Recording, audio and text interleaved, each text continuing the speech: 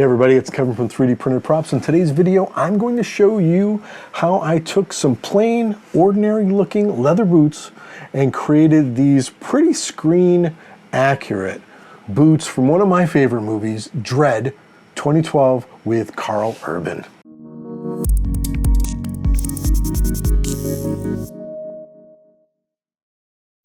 So it's taken me a while to get to this point in the Dredd cosplay to finish these boots. There are a lot of steps to these things, and I really wanted to do them right and take my time with it. So I did one boot complete off camera, so I got all the bugs out, and then I went ahead and did one on camera that I pretty much had the same difficulties with because, you know, I only did it once. You know, what am I going to do? Now, yes, are these things perfect? No. But here's the thing. These are battle worn. So they're going to have some blemishes. They're going to have some things on it past the weathering. But I tell you what, I could not be more happy with these. They look just awesome. Now these boots are from Leather Next. It's the same place I got all my leather suits from. And these are the boots, and they're called Lawman. I think they're called Lawman boots. And they have all the correct screen things like the suede circle, the suede upper area here, this little sort of faux carbon fiber fabric right here, you know, just the basic cut of it, and the basic flaps are all pretty much right along the base. Not extremely accurate, but you know, hey, these things look pretty tight. Now everything else on this boot was 3D printed, and you can get those files on my website 3dprintedprops.com. So the shin, the toe, the heel, and even the rubber part here, I made the positive 3D printed that, and then I did a silicone mold, which we'll watch in the video, to, you know, using a Vitaflex, so it's that rubbery sort of black material. And I really am really happy with how that turned out. It's my first time using that Vitaflex, and it has got a great, I mean, it's rubber. It's perfect for this application. So everything I used is sourced below. There's a lot of little things you need, like these buckles and clamps and what are they called? Chicago screws and things like that. But man, oh man, the outcome is just super sharp. It's a little, and it's a little, it can get a little daunting because, you know, you pay some money for boots, and then you're going in there with a drill and a razor, and you're cutting things up, and then you're painting on them to weather them. But that's what you're doing, right? That's what you signed up for. And again, if you screw up a little bit, again, these are Dredd boots. He's out there killing people, stepping in mud, getting it blown up, and these things are all destroyed. He goes back to headquarters and he splices them and patches them up himself, or you know, sends them out to get repaired. So it's okay. It's okay if they're not perfect. And I just simply love these. I cannot wait to try these on with the full outfit. So let's go ahead behind the fake wall and get to work. So we're going to start with these Leather Next boots, and you can see all those nice details already baked in. And we're going to make this. We're going to do all this to the boot to make it more movie authentic. Now, the white stuff, we're going to cover that up with weathering. That is a reaction from some of the glue that was used. And I'm not sure why that happened. I'm not used to working with leather, but there definitely was a reaction. Now, if you're interested in all the things I use to make this, they are in the description below, from the clasps to the glues to everything, and that'll help you make your own boots. So let's go ahead and start with the shifter guard. I went ahead and printed the file out in various sizes and materials. I decided on just going PLA at 100%, using a heat gun, and then seeing if that fit fine. You know, but I just wasn't happy with the layer line, and I wasn't happy with using TPU because of those lines. Now, the resin, they looked a little bumpy, but they were smooth. So I went ahead and sanded those, And once they were done sanding, I went ahead and started working on my mold. And I put a weight down to make sure it was nice and flat. I built a simple container using some foam core, and we're just going to go ahead and mix up some silicone and do some silicone molds for these so that we can make them out of this rubber material. And this is real simple to do. You can see a lot of videos on this, but here's some platinum silicone. It comes up 1-to-1, which means you put equal amounts in, you stir it up, and you don't have to do this part, but I have one of these. It takes all the gas and the bubbles out. It's connected to a pump, and it like sucks the air out, and it will draw all the bubbles out so that you can sort of see it happening here, so that your mold is bubble free. And when you put your positive in, the resin, it doesn't look, like it's got all bubbles in it or Swiss cheesy. And then you just slowly let the air back in, or it'll fly everywhere. And now we're just pouring it in, and we're going to let this stuff sit overnight and then pry it all apart. And you can see you got a nice chunk of silicone there. And I'm just using a knife to sort of cut away. The funny thing about it is I am allergic to silicone, and it makes me itch and my eyes water and my tongue get a little funny. And I just, not sure why, he wasn't wearing gloves, and I had to stop and take some Benadryl. So now we're going to use this Vitaflex, and this stuff is like rubber. It is the perfect thing to make these rubber parts out of. And again, it mixes 1-to-1. And then I'm going to use a little bit of this black dye that's good for this kind of stuff, that's good for silicone, to blacken it up. Now, you should really put the dye in one of the things, mix it, and then pour the other one in. But this has such a long setup time, that means before it gets hardened, that it didn't really matter. And now we're just going to pour that in after I use some mold release. Give it a few taps, make sure it's in there. Now, I put way too much in and it overflowed, but wow, I am happy with how those things turned out. I used a pair of scissors and a gun there, or a razor, and went ahead and took those out. And now I'm using this sort of rubberized super glue to put them on so it has a little bit of flex. Then we're going to go ahead to the heel armor.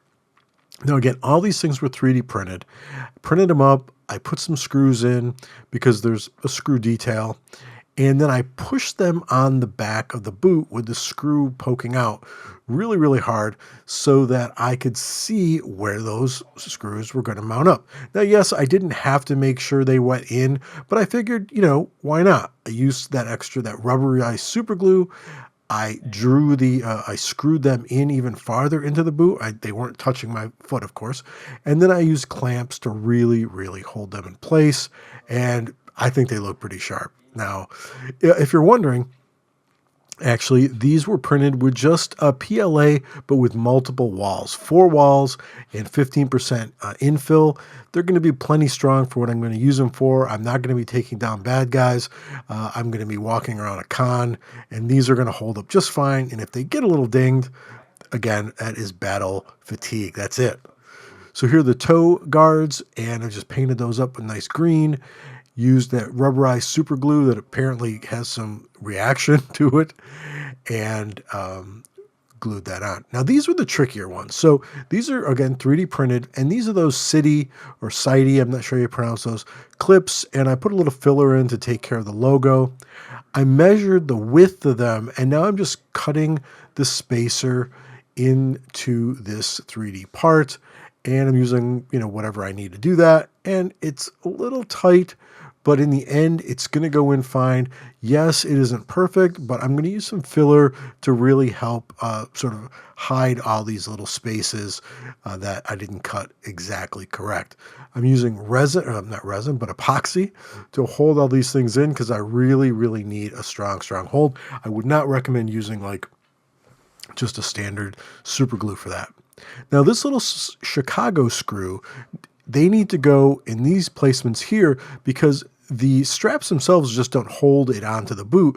These Chicago screws will have screws put in through the boot, as you can see in that left one, to then screw into. And now I'm doing the same thing where I've got the bolts there, and I'm pushing that shin up against it to see where I need to cut my holes. Now I'm using a leather punch, and I'm just sort of rotating it back and forth. They are crazy sharp, so be careful. And now I'm going to put some eyelets on. Now you don't have to do this part.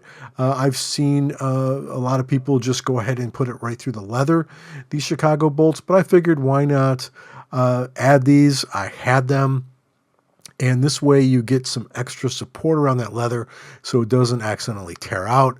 They're really easy to install. When you buy the eyelets, they come with this little tool. And you can see now the leather itself isn't going to be taking the brunt of it. Now here's where you get one of your first dangerous moments, your first nervous moments. Of course, we already punctured holes in it, but now we need to cut this to add one of those little sidey, I'm just going to call them sidey, even though I'm not sure if that's what they're called, clips, and this little leather cutter that came with this the leather punch kit that I got. And we're going to leave the tab. I've seen some people who don't leave the tab, but I'm going to go ahead and go with the people who do because I think it gives it some extra strength.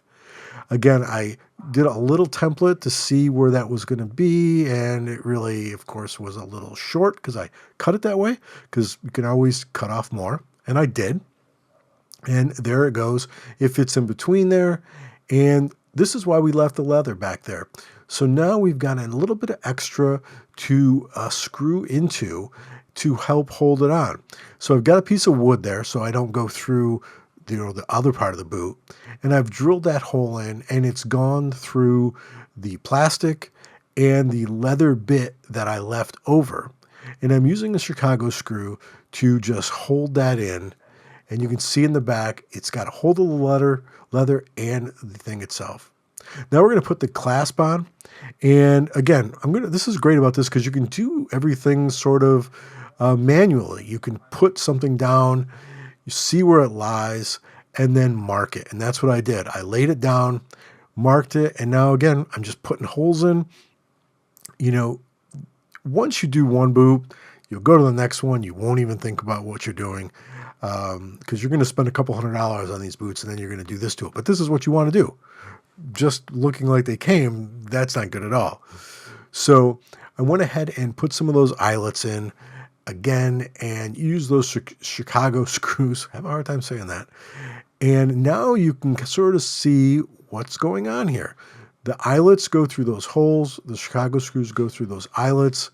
And now we can just take the screw part of the Chicago screw and attach the shin guard to the shin area in the boot.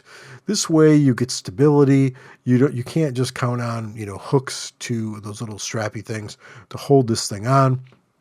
You really want to have this extra built-in support. And, I just want to leave this in where I'm sort of struggling with this, because sometimes when you do quick edits and this and that, it seems like everything is so simple, but, screws were falling all over the place. I was having a hard time because it's, some weird areas that you're working in, and I just thought I'd leave that in. Now, again, I was able to put the strap into the shin guard, pull it to where it would need to be, and then I shifted it a little bit myself. I marked it with this little fluorescent pencil. You can use whatever you want, or fluorescent pen. And now I knew where I was going to put the holes to make sure that this thing could get screwed in. And again, I'm just going to go ahead and use the punch. Sometimes I use the punch, sometimes I use the drill. It really all depends. I have arthritis, so when my hands start to hurt, I go ahead and I use the drill and the hammer if I need to. Now, there's a piece of wood underneath there. You want to be careful because these things are very sharp. And if I were to be pounding away, I could go through the other side. You can see here now I'm just bringing that Chicago screw in and attaching these clips, and there they are. And they look sharp. Now, everything looks way too shiny, way too new. We see the logo from the company who creates these brackets for motocross and things like that. We need to get rid of those. We will. So I put it on, I pull it tight, and then I go ahead and measure where those need to be cut so that they can be put into the strap. And you just put it into this clasp, and there you go. You've just put one strap on. We're going to cut the straps for everything else and then go ahead and fit them in. And this was really exciting, getting to see these strapped on, and the heel one, or the sort of, what would that be called? Your ankle strap. And just super crazy happy with how these things came out. Again, all 3D printed, except for, of course, the hardware, but they're way too clean. There's no way a, law enforcement officer would have the boots like this. So we're going to do a simple wash. We're going to use some basics, black acrylic, some brown, mix it with water, paint it on, let it sit a little bit, and use a paper towel to sort of wipe and dab. You want to leave as much dirt on as possible. And when you use a paper towel, you really get that sort of mottled look. And some of you might be going, oh my God, no, I want my boots to look so great and shiny. They look so perfect. What are you doing? Yes, this, if you're not used to weathering stuff up, you can be having a little heart attack right now. But these things, bright, shiny, new looking, are not going to work for your cosplay. It is not going to look authentic, at least in my mind, unless you're a new recruit coming right out the line. Weathering it up like this. And don't forget to get in the cracks and crevices, get into those details to really sell what you're doing. Dirt ends up in those cracks and crevices, and make sure you fill them in and really, really grime these boots up. So again, have fun with it, cut into them, do what you need to do, and, let's see what happens, and see what happens, right? You're not going to ruin them. You're turning them into dread boots. So just have fun. Just have fun with it. Now, where are we going with the cosplay? I'm pretty much done with all of the uniform. I've got the belt, we looked at that. I've got the med pack. I've got the full leathers. The boots are now done. Last thing I'm working on is the helmet. And I've actually given that its first coat of primer. And we'll be doing a video on that next. And then the last video will be a suit up. I know I got to get faster with these cosplays. They just take a long time because you're sourcing the material, and they take a long time to do. But they're super fun. I hope you are enjoying it. If you did, please click like and subscribe. Hit that little bell to know when the next one comes out. And again, thanks for watching, and I'll see you in the next one.